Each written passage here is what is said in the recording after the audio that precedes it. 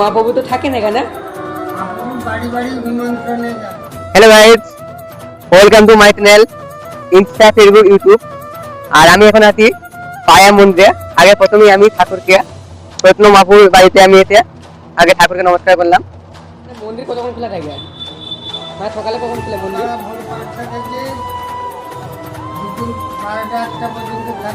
হ্যাঁ, দেখতেই পাচ্ছেন পায়া মন্দির নতুন উদ্বোধন হবে আগের বছর।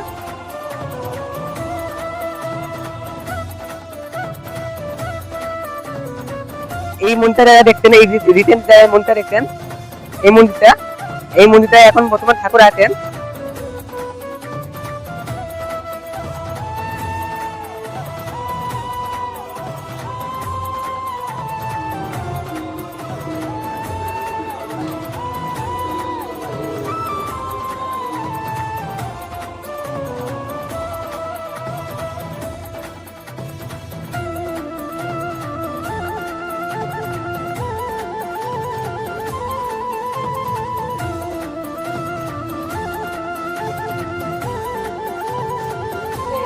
এদের এখানে তো আমাদের এখানে রান্নারও হয়।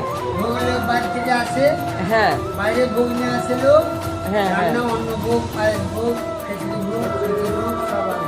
এখানে তৈরি করে রান্না হলো, ভোগ দিল, নিয়ে যেতে পারে। ঠাকুর এক বছর আগে থেকে বায়না করতে হবে, কারণ ঠাকুর পাওয়া যায় না। যারা আসবেন এখানে এক বছর আগে থেকেই এসে আপনারা যদি মহোৎসব করেন এখানে এসে আগে বায়না করে গিয়ে ঠাকুর আনতে পারেন। এত বড় মন্দির আপনারা আজকে ভুলবেন না। ধন্যবাদ দাদু, বামন দাদু, তোমাকে অনেক অনেক ধন্যবাদ। ভালো থাকো, সুস্থ থাকো, আর আমাকে কামনা করো যে আমি আরো বড় হই।